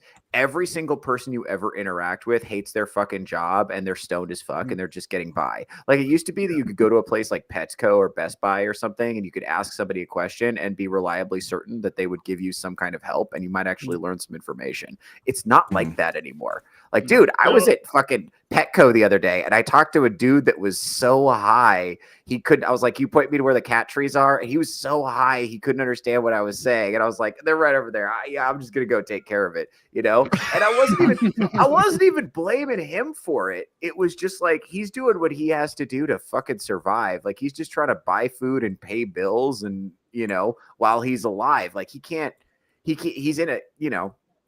So many people. Well, you're getting a little bit into a separate topic from like the big government, right? Is with just people's day-to-day lives and work and stuff like that. I mean, like, obviously we can point to social media, right, and many other things, but it's just like, I like what you described right there. Is that like a cause, like all these miserable employees and stuff like that? Is that cause from social media, people constantly being able to see how people can live when they just are born with money or whatever? Yeah, it's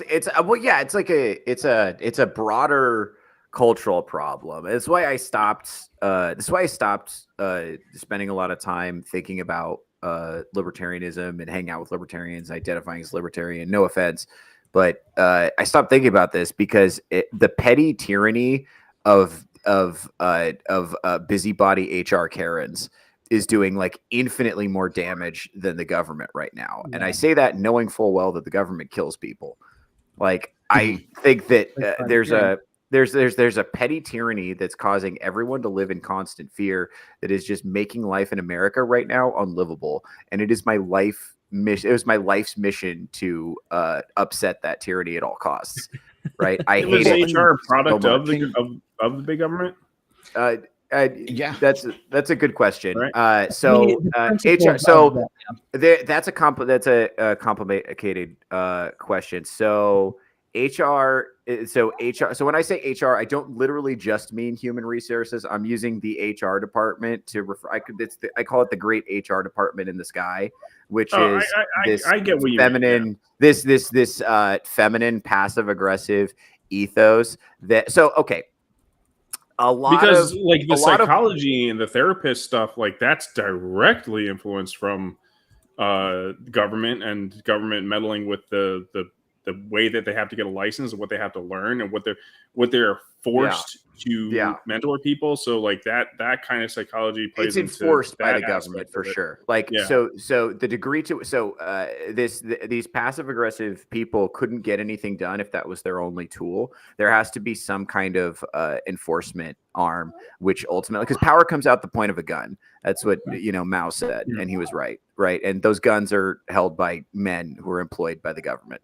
So at some point, if you want people to do stuff, and you need to at least have the option to resort to force. And that's what I think makes HR Karens so dangerous is when they're threatening to tell on you.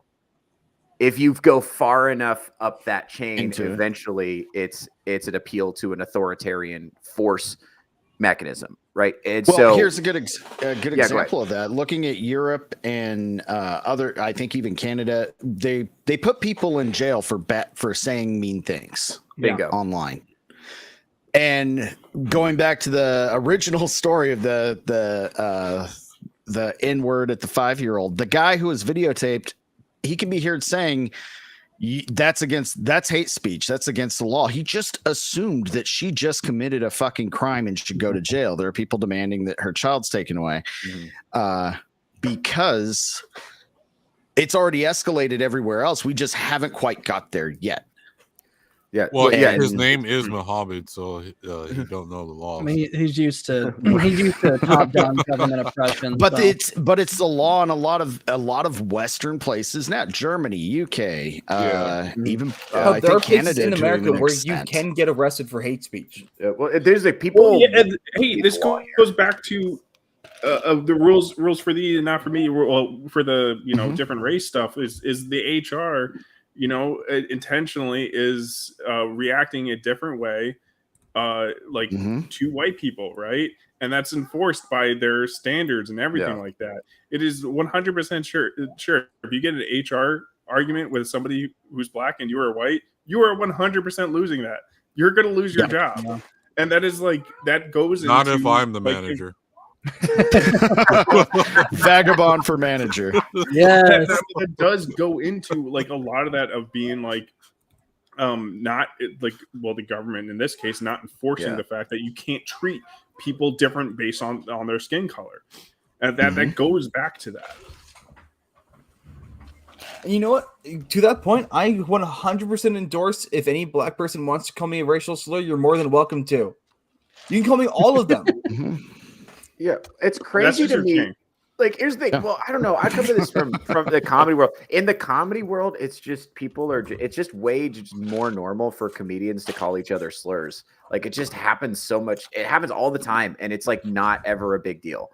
It's what a surprise. It's just I don't know. I don't know why people are getting so worked up. I run into this sometimes when I'm talking to my normie friends. I have a friend I talk about on here a lot who's a diehard communist, used to be a lesbian, is now dating men.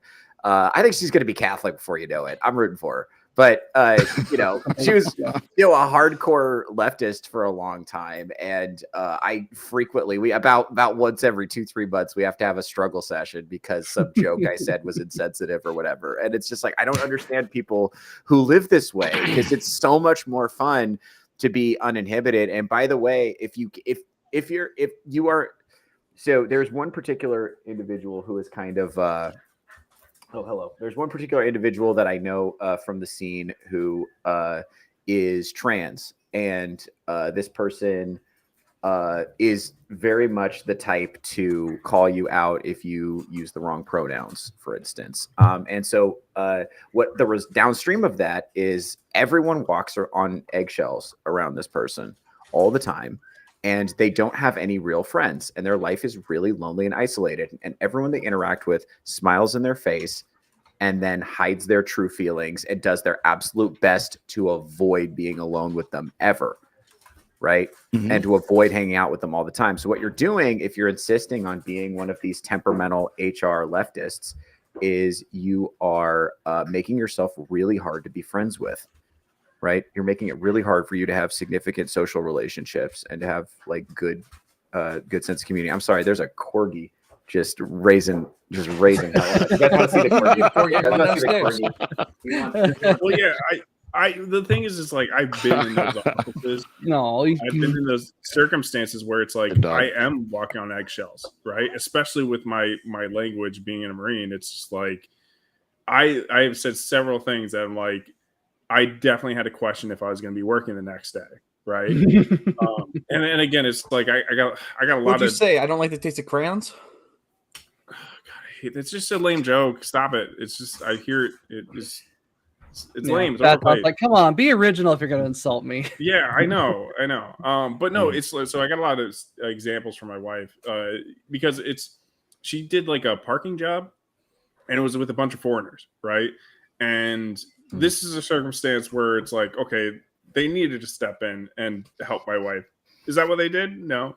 But like, obviously, these foreigners, they didn't like the fact that their supervisor was a woman. Right. That's just not a thing you could do in their culture. They literally would scream and curse her out, and she would like try to complain. And it's like, no, they're the protected class, not you. So it's just like that. The whole purpose of the system is to protect my wife from, things being said, like, even if it's just like them doing racial slurs. Because I've heard plenty of it, right? They're not there to protect them, but look, it is, we do have to like keep the past in mind too, of how we did get here a little bit, right? I'm not saying at all we're in like a reasonable reaction for that, like what's going on now. Obviously it's crazy bad, but it's like, dude, my early years in the Marine Corps, man, I've heard more than once, like, yeah, I have no problem with any race, but man, those gays, they need to die. Like, that's a straight quote. That's a straight up quote. I'll get right on that.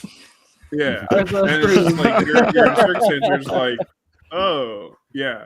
No, I've heard it at least 3 times, very specifically.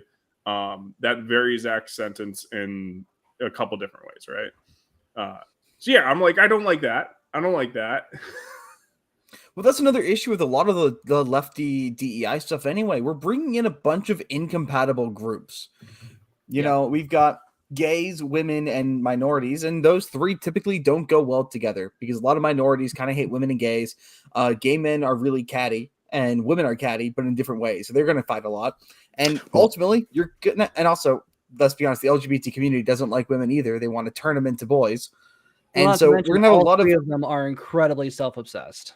Yeah, and they're all 3 very self-obsessed and very narcissistic. So you're demanding that these 3 groups will fight, and you're going to have to create your own hierarchy of who you like best, and that means you're going to have to sacrifice at least 1, if not 2 groups on that mortar of progressivism. And this is the problem with creating a victim class society, because somebody's always a little more of a victim than the person before them. Yes. Like right now, that's why, Jewish leftists are like, oh, what the fuck just happened? Yeah. Well, again, in my case, white women, you got women victim points, but you don't have brown people victim points. Like brown, it's like, oh, you're black, but you're a straight man. Back of the line. Yeah. No, there was an article some years ago where black straight men are the KKK of the black folks. Yes. Yeah. Did you guys remember? Article too. Do you guys remember right after Kamala lost? They were saying on TV in real time, geez, these fucking Hispanic men really need to get their shit together. Like they were saying it Hispanic and black men explicitly, and they were saying it in public when they knew there were cameras on them. And it's like, with confidence.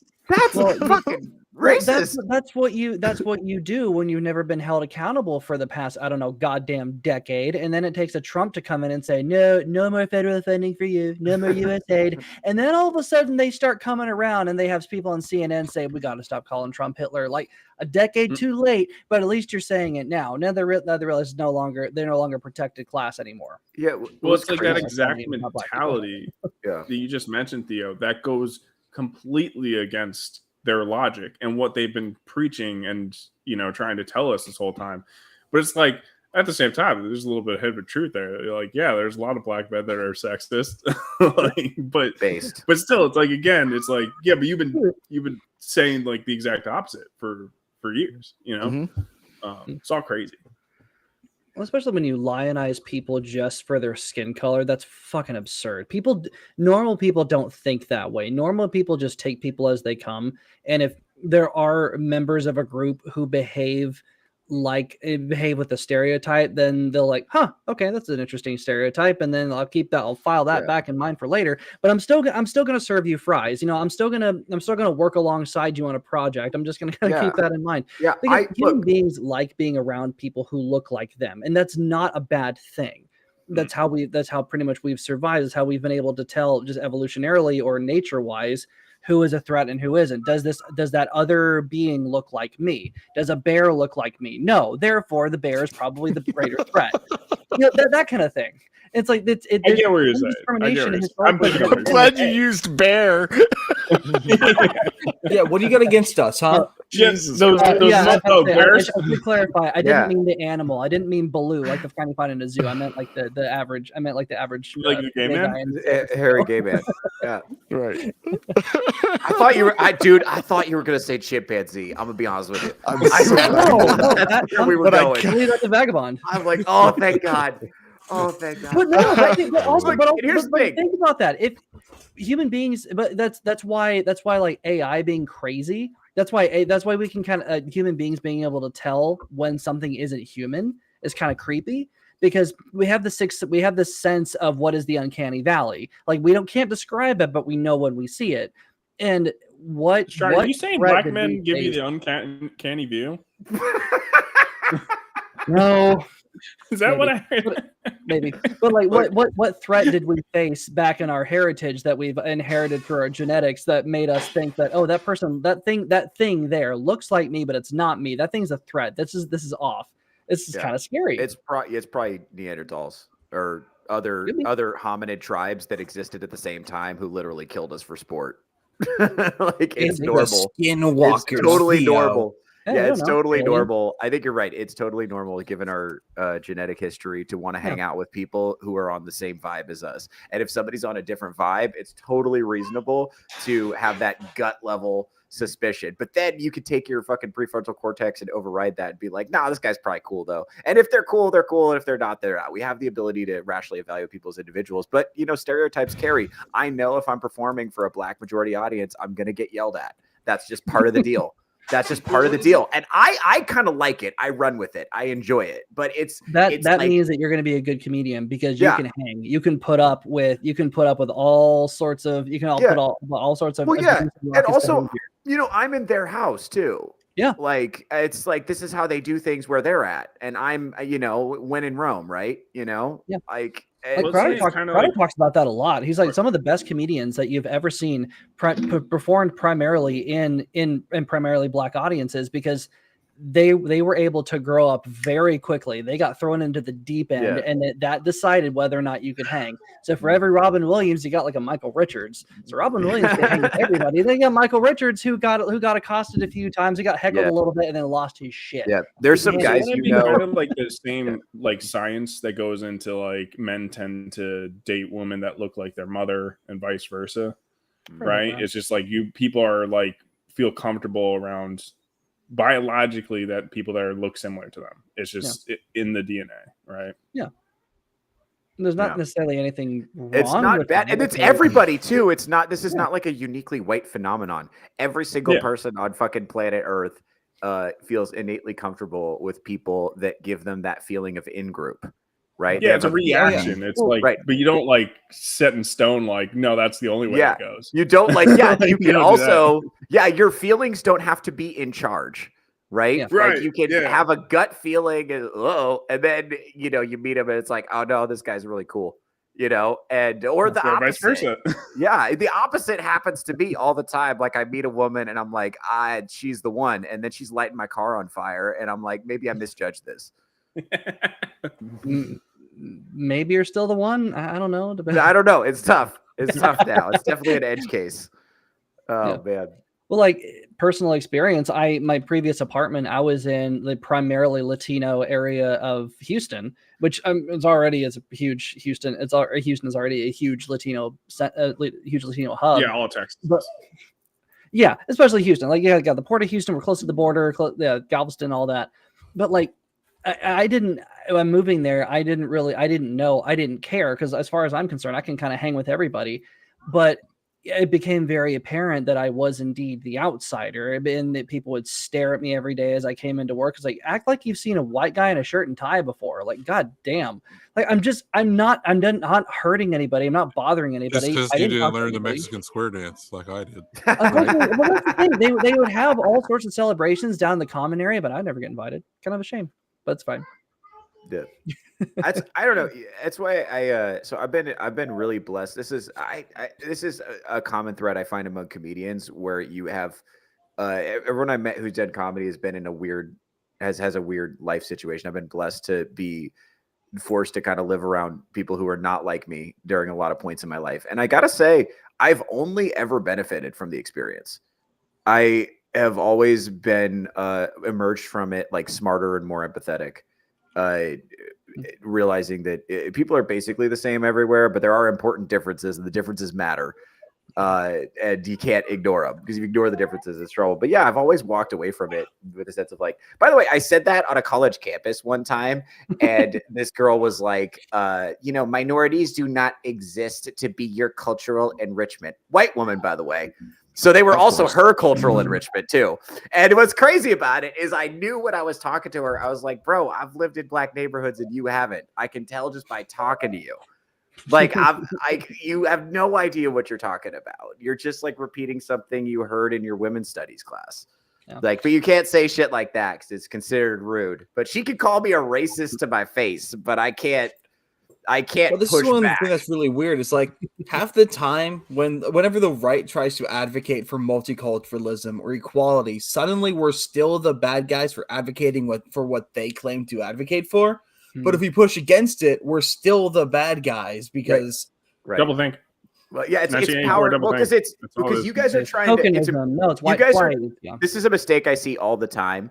On in this space and just on this side of the aisle, so to speak. It's like you guys are trying to be ideologically consistent and put together a worldview that's based in truth that makes sense. Yeah. They're not doing that. They're only playing power games. The only value they have is to win at all costs. They don't care who suffers. They don't care about you at all. They don't think you're a person. They would, if it were socially acceptable, they would have already killed you. You got to understand that when you're arguing with a leftist. I can't wait till all the old people are dead. I love hearing that. It's just so psychotic. They're saying that openly, like, and they're not kidding. Like, I've had these moments. No, heard all the time. Yeah. Yeah. Well, I had these moments. I had one particular moment where there was this one woman that was like running around telling everybody that I was like some kind of like misogynistic, narcissist, evil lunatic who hates women or whatever. And she was like, never seen anything new. Like, we know that public. Yeah. And, say hello to your mother for me. So you've never seen me in a fight with a pussy before. You know I love that shit. Yeah, dude.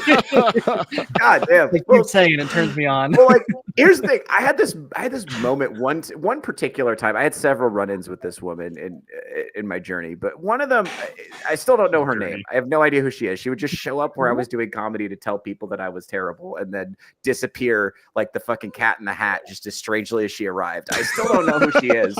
You fucking didn't you? Yeah, no, everyone says that. You guys are victim blaming. Okay, everyone says that. That is not what I don't have time to get into this. It's fine. I'm making a point here. So So I'm realizing kind of as she's like standing in the middle of this room, pointing at me and trying to get everybody to hate me. Most people are just laughing. Hey, no banner jokes. I'm telling a story. Anyway, I had this moment where I was like, she's like standing in the middle of this room trying to get everybody to hate me. And most people are just laughing because they know me and nobody's taking her seriously. But I'm like, oh yeah, if it were socially acceptable or if she had the social clout to do it, she would get all of these people to round me up and burn me at the stake in the middle of the street. That's the instinct she's pulling on right now. She would if she could. She just can't. And that's what I want you guys to remember when you're interacting with leftists. If it were socially acceptable, they would probably have you killed. For Theo, she just wanted to be dick down, dude. She just That's wanted right. to be dick I was That's it. Dude, I do wonder how much of this Theo. I do wonder how much of this was just no. She was like, honestly, she was kind of dumpy looking. She looks like. Have you guys seen the Dungeon Master from that '80s Dungeons and Dragons cartoon? Oh, That was kind of. yeah. She kind of looked like that. Yeah, it was. Hold on, can we pull that up? Let me. I thought you were about to mention that. Yeah, it's like, is she hot? I don't get it. No.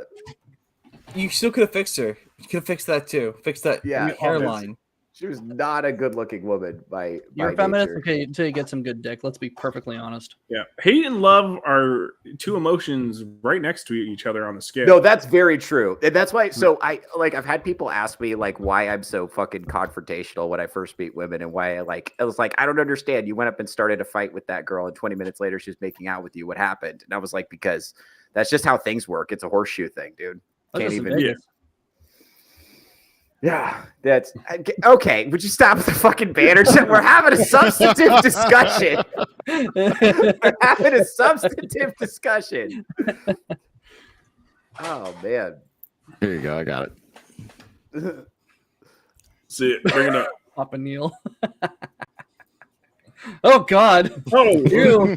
Whoa. Yeah, that was kind of her face. Like she had, imagine that with like brown hair and like B cups. That was what she looked like. She He's was definitely making up for something. She was tough. Does she have good Tough feet looking. though? That's probably more the face you were getting every time. Yeah. Yeah, what she look like in the back, huh? No, Turn him around. I mean, sure. I've never met anyone in my life who was so unhappy to see me that I knew less about. Like, you gotta understand, most women who hate me, I know exactly why. And a lot of times I deserve it. There are women who, if they treated me this way, I'd be like, yeah, I had that coming. That's on me, sweetheart. I'm sorry about that. But this one, I swear to God, I did nothing. She just heard my comedy and did not enjoy it. That was the whole thing. Just, all right. You know, and she said I was using my position of privilege and power and turning people against women and all this stuff. And then she was just like lying and stuff. She said that I was advocating for the rape and murder of women and stuff. I'm and I'm like, the lie. Hey, I'm not though. How did you see my group chats? This is a complete show derail right now, but Yeah. iDubbbz just released 45 minutes ago another video talking about Ethan Klein. If we title this stream accordingly and we react to it, it probably would get a lot of views. No, that's true. No, it that's would not. true. But, We got about 20 minutes left, so let's do it. Why not? We can clip it. Let's do No, it. I know nothing about this, so I don't know. If I don't either. That's the issue. You live or don't who? really know anything about it. Yeah, I know nothing No, about but it I'm either. a whore. I'm not above lying in the thumbnail title to, farm views. Bro, my dad talked to me about clickbait the other day. He was like, "Do you know there's stuff on YouTube that's not real?" I was like, He's like, yeah, Go on. Yeah, it was great. I'm glad that he figured out, because here's the thing: a lot of people have boomer parents who they send you the most retarded shit from YouTube, and they're like, "Have you heard Obama's a child molester?" And it's like, no, he's not. Not a real thing. Hold up. Don't jump the gun, Theo. We don't know that yet. right. Martial law. I know Yeah, this for the purpose of the Bible prophecy. And it's like, You know how many it's times my like, uncles posted that Facebook's changing their policy fucking thing? Yeah. Like, Yeah. if you repost How many this, times has that come around? I've seen that 5 or it 6 doesn't times. hurt. I feel like Yeah. Every time I go on Facebook, which is like once every 2 months. Yeah. Neil. I did put the link. Wait, he's not. Wait, he's not. Oh shit! But no, my dad is critical thing. My dad watches the show now. By the way, he watches on Rumble because he's super based. Nice. And no, he was talking to me about hoflation the other day. He's like, "Bro, these bitches are out of control. I don't know how you do it, man." He's catching on. I was like, "Yes, thank you. We're waking up the world, guys. This is important work we're doing here." Love it. Yeah. Hi, Theo's dad. Yeah. That's when your dad and my dad should meet to see what happens. Yeah, dude. Although They both watch the show. Very different. My dad is like Ron Swanson from Parks and Recreation. That's the only way I can describe him. He even dresses like that. It's the same guy, mustache and everything. That's what you'd be like meeting him. So he's very different. Whereas ours, I know your dad falls more into the D-Gen category. He's a D-Gen libertarian. Yep. That's crazy. At least he's a libertarian. That's crazy. Yeah. All right, folks. We've had a really good show. I'm tempted to bring up other topics, but I'm also like we're coming up on the end of the show. This has been a good run. We had a good run. I think we got all the mileage. I think we chewed all the meat off the bone of that racist whore. I think we did the best we could. And full circle. This has been fun. So why don't we do this? Why don't we start moseying towards the door? I'm going to initiate the outro sequence, starting with Iron Oxide. Let's say people are really excited about you and want to see more of your stuff. Where can we find you? All right, you just follow me over on X and you'll know where to find me. Follow me on YouTube and Rumble, Iron Oxide, just like it's spelled there. I've got the weekly Rogues Gallery every Wednesday at 5:35 p.m. PST. I've got the weekend Rogues Gallery every Friday at 5:35 p.m. PST. This Monday, myself and Scream Queen Selena will be joining Ian Sketchy Jesus over on the Whiskey Capitalist, so that looks like a good time. You can also find me on Sammy 3P's channel over for Cavecast almost every Saturday. This Saturday was canceled. He was feeling a little under the weather. And I'm back here on Saturdays as well for Touch Grass. Always a good time. And gets it. Who would have thought that fucking this chick calling a 5-year-old boy the hard R would generate such profound discussion about, political policy, libertarianism. Yeah. So yeah, it was a good. Whoever good put time. this panel together was a total genius. Anyway, what a coincidence! It just happened to fall like this. Anyway, Vagabond, friend of the channel, always happy to have you here. What kind of cool stuff are you getting into lately? Well, later tonight I will be on Anime for the Homies on For the Homies podcast channel. And I guess later in the night we're going to talk. Crease has a question like, why is everyone's obsessed with VTubers? So I'll attempt to answer that. Then I'm every Friday I'm on Iron Oxide's channel for the weekly weekend. Well, okay, hold on. Just call it Rogues Gallery. I gotta work out some title changes. So, and then pretty soon I'll be creating my own channel. Well, I have a channel. Well, I'll be creating my own podcast called I Swear It's Not Hentai Podcast. Dude, that's like, I swear it's not hentai is like Dr. Dre's Detox. I don't know if we're ever getting it. Every time you talk about it, I get more excited for it. You just keep leaving me fucking right. You're getting harder. Right. You're kind of the George R.R. Martin of this scene. Yeah, dude. I'm like, come on. He's just on Black Time, okay? Yeah, so it's gonna be in a few weeks. I'm working out a time that maybe where people in the UK can also hop on and watch as well. Oh, nice. Yes. So because at first I was gonna do it at nighttime, my time, but then I'm like, okay, UK's 5 hours ahead. So I'm still working out the times to where it's like, okay, it's perfect for everybody. Cool. Sunday. All right. It sounds like Jurassic Park over at Bat Sauce's house. Bro, you have no idea water how doing that like ripple effect, like you have no idea how obsessed with dinosaurs my kid is. He does the best T-Rex impression ever, and he literally just goes around everywhere he goes. He just Yeah. Nice. That's There great. you go, kid. Well done. Yeah, Bad Sauce, we're already talking to you. Go ahead and do your outro so you can attend to your dinosaur child. Listen, I'm Bad Sauce on everything. You can get my links to my books. I'm an author. One of the books, which I'm about to do a campaign for, which you're really going to want to track me on, is a fantasy comedy called Tale of the Dunce Whisperer, where you can actually get real comedy, unlike Theo, Okay. But if you're on Rumble right now, like just hop on to YouTube for like literally 2 seconds and go ahead and subscribe to Bad Sauce, because you don't use YouTube, it doesn't matter, but you can help me get my subs up to 1,000. That I'm not too far off. So yeah. Great. Excellent. Strider, Yep. what kind of stuff are you getting into these days, other than looking for racist chicks on dating apps? Because I know you're doing that. I mean, that's kind of Right. That's swipe right, indeed.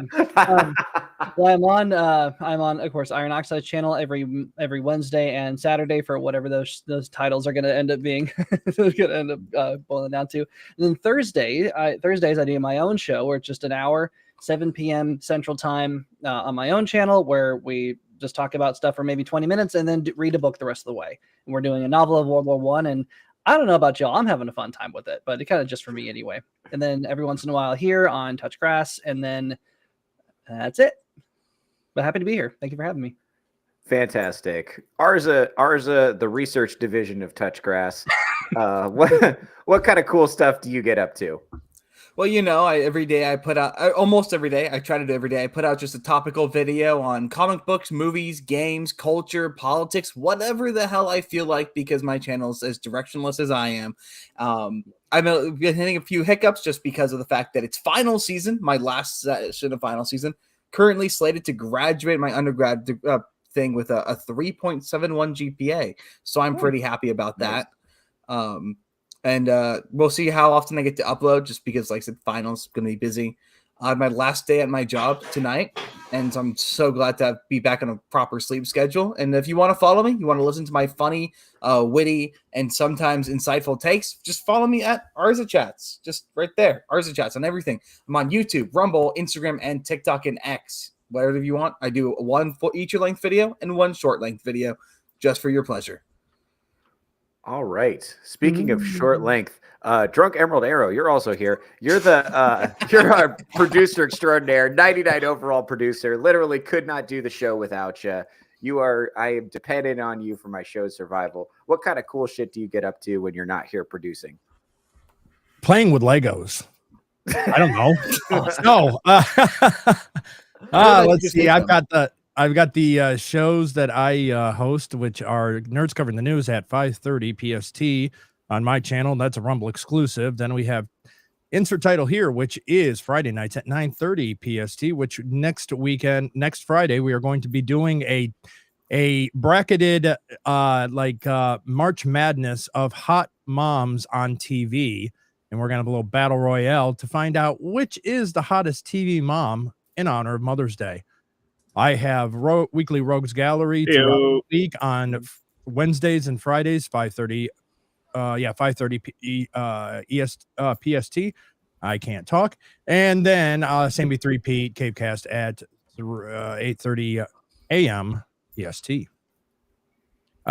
Tonight I will be over joining Sean on his show, I believe at 7 tonight, PST.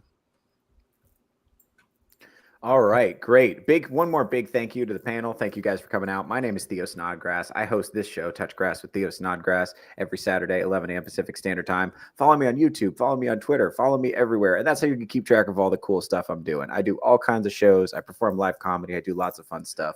It's going to be a lot of fun. Please keep track of me. You're going to want to be able to tell people that you met me. All right. Hard out. We're doing this. Take it easy, folks. Hard out.